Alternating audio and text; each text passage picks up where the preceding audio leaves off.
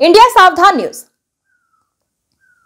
आज एक ऐतिहासिक दिन है जब प्रधानमंत्री नरेंद्र मोदी ने राष्ट्र को 2 युद्धपोत और एक पनडुब्बी समर्पित की। यह समर्पण भारत की समुद्री शक्ति को और भी सशक्त बनाने की दिशा में एक महत्वपूर्ण कदम है।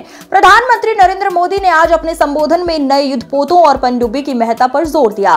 उन्होंने कहा, ये 3 योद्धा न केवल भारतीय नौसेना की ताकत को बढ़ाएंगे बल्कि समुद्रों में हमारी सुरक्षा और सामरिक शक्ति को भी सुदृढ़ करेंगे। प्रधानमंत्री मोदी ने यह भी बताया कि इन नए युद्धपोतों और पनडुब्बी की तकनीकी क्षमताएं अत्याधुनिक है। ये भारतीय नौसेना के लिए गेम चेंजर साबित होंगे और किसी भी चुनौती का सामना करने के लिए पूरी तरह तैयार हैं। इन युद्धपोतों और पनडुब्बी की शक्ति न केवल सैन्य दृष्टिकोण से महत्वपूर्ण है बल्कि ये भारत की आत्मनिर्भरता के प्रतीक के रूप में भी उभर रही है। प्रधानमंत्री मोदी ने इस समर्पण को आत्मनिर्भर भारत अभियान के तहत एक बड़ी सफलता के रूप में देखा। आज के इस समर्पण ने भारतीय नौसेना की शक्ति और साहस को एक नई ऊंचाई पर पहुंचाया है। प्रधानमंत्री मोदी के नेतृत्व में भारत न केवल समुद्रों में अपने कदम मजबूती से रखेगा बल्कि अपने समुद्री सीमाओं की सुरक्षा में भी पूरी तरह सक्षम होगा।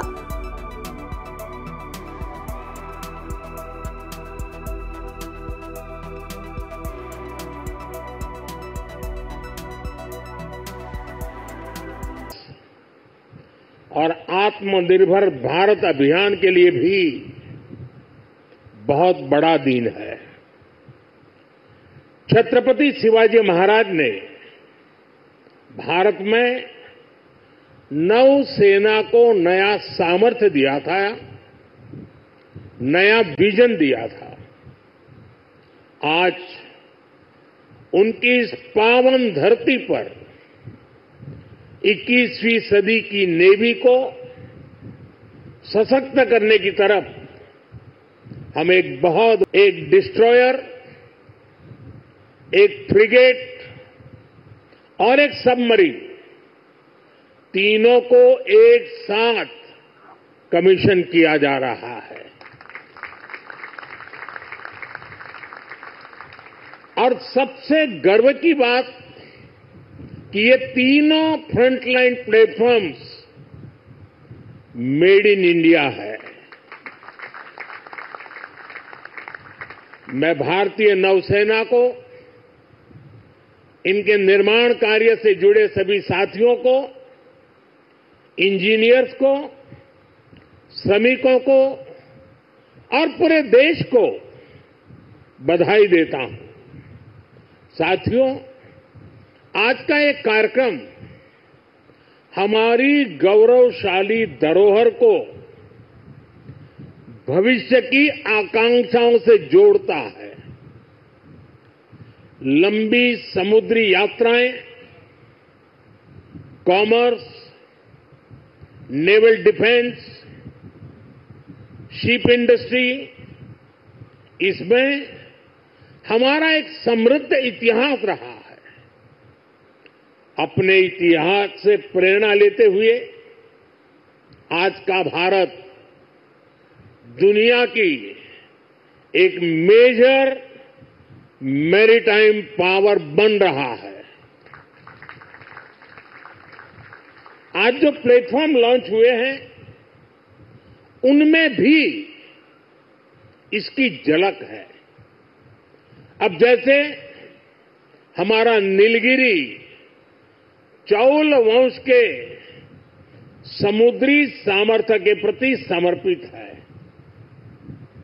सूरत वॉरशिप उस कालखंड की याद दिलाता है जब गुजरात के पोर्ट्स के जरिए भारत वेस्ट एशिया से जुड़ा था। इन दिनों ये दोनों शिप्स, इसके साथ आज बागशीर सबमरीन की कमीशनिंग भी हो रही है। कुछ वर्ष पूर्व मुझे P-75 क्लास की पहली सबमरीन कलवरी की कमीशनिंग में शामिल होने का अवसर मिला था। आज मुझे इस क्लास की 6वीं सबमरीन बागशीर को कमीशन करने का सौभाग्य मिला है। ये नए फ्रंटियर प्लेटफॉर्म भारत की सुरक्षा और प्रगति दोनों को नया सामर्थ्य देंगे। साथियों, आज भारत पूरे विश्व और खासकर ग्लोबल साउथ में एक भरोसेमंद और जिम्मेदार साथी के रूप में पहचाना जा रहा है। भारत विस्तारवाद नहीं, भारत विकासवाद की भावना से काम करता है। भारत ने हमेशा ओपन, सिक्योर, इंक्लूसिव और प्रॉस्परस इंडो पैसिफिक रीजन का समर्थन किया है। इसलिए जब समुद्र से सटे देशों के विकास की बात आई तो भारत ने मंत्र दिया सागर। सागर का मतलब है security and growth for all in the region. हम सागर के विजन के साथ आगे बढ़े। जब भारत के सामने G20 की प्रेसिडेंसी संभालने का दायित्व आया तो दुनिया को हमने मंत्र दिया one earth, one family, one future. जब दुनिया कोरोना से लड़ते हुए पस्त पड़ रही थी तब भारत ने विजन दिया वन अर्थ, वन हेल्थ। हम पूरे विश्व को अपना परिवार मानकर चलते हैं। हम सबका साथ, सबका विकास उस सिद्धांत पर विश्वास करने वाले लोग हैं और इसलिए इस पूरे क्षेत्र की रक्षा सुरक्षा भी भारत अपना दायित्व समझता है। साथियों, ग्लोबल सिक्योरिटी, इकोनॉमिक्स और जियो पॉलिटिकल डायनेमिक्स को दिशा देने में भारत जैसे मैरीटाइम नेशन की भूमिका बहुत बड़ी होने वाली है। आर्थिक प्रगति और एनर्जी सिक्योरिटी के लिए ये जरूरी है कि ट्रेडिशनल वाटर्स को प्रोटेक्ट किया जाए, टेरिटोरियल वाटर्स को प्रोटेक्ट किया जाए, फ्रीडम ऑफ नेविगेशन को एंश्योर किया जाए और ट्रेड की सप्लाई लाइन और सी रूट्स सुरक्षित हो। हमें आतंकवाद, हथियारों और ड्रग्स की तस्करी में इस पूरे क्षेत्र को बचाकर रखना है। इसलिए आज जरूरी है कि समुद्र को सेफ और प्रॉस्परस बनाने में हम ग्लोबल पार्टनर बने। हम लॉजिस्टिक की एफिशिएंसी बढ़ाने और शिपिंग इंडस्ट्री के लिए काम करें। हम रेयर मिनरल्स, फिश स्टॉक जैसे ओशन रिसोर्सेज का दुरुपयोग रोकने में और इसे मैनेज करने की कैपेसिटी डेवलप करें। हम न्यू शिपिंग रूट्स और सी लेन्स पर अब कम्युनिकेशन को खोजने में इन्वेस्ट करें। मुझे खुशी है कि आज भारत इस दिशा में लगातार कदम उठा रहा है। भारत पूरे इंडियन ओशन रीजन में फर्स्ट रिस्पॉन्डर भी बनकर उभरा है। बीते कुछ महीनों में ही हमारी नौसेना ने सैकड़ों जानें बचाई हैं। हजारों करोड़ रुपए के नेशनल और इंटरनेशनल कार्गो की सुरक्षा की है। इससे दुनिया का भारत पर भरोसा बढ़ा है, आप सबके कारण बढ़ा है और इसलिए मैं आज आप सबका भी अभिनंदन करता हूं। भारतीय नौसेना, कोस्ट गार्ड, उन पर यह लगातार भरोसा बढ़ता जा रहा है। आज आप ही देख रहे हैं, आसियान हो, ऑस्ट्रेलिया हो, गल्फ हो, अफ्रीका के देश हो, सबके साथ आज भारत का आर्थिक सहयोग लगातार मजबूत हो रहा है।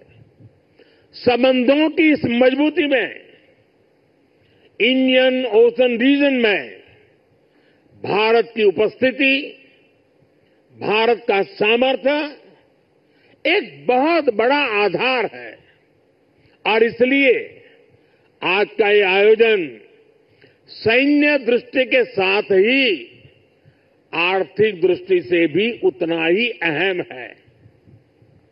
साथियों, 21वीं सदी के भारत का सैन्य सामर्थ्य भी अधिक सक्षम हो, आधुनिक हो, ये देश की प्राथमिकताओं में से एक है।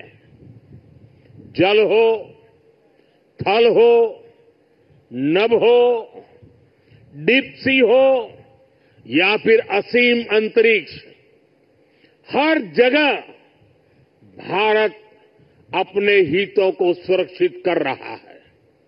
इसके लिए निरंतर रिफॉर्म्स किए जा रहे हैं। चीफ ऑफ डिफेंस स्टाफ का गठन ऐसा ही एक रिफॉर्म है।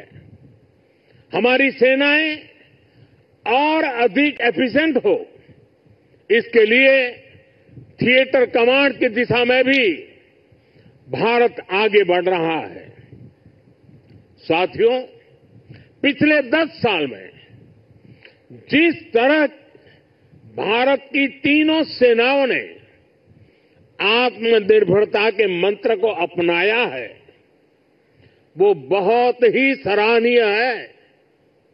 संकट के समय दूसरे देशों पर भारत की निर्भरता कम से कम हो, इस गंभीरता को समझते हुए आप सभी इस काम को आगे बढ़ा रहे हैं, नेतृत्व दे रहे हैं। हमारी सेनाओं ने 5,000 से ज्यादा ऐसे साजो सामान और उपकरणों की लिस्ट तैयार की है जो अब वो विदेशों से नहीं मंगाएगी। जब भारत का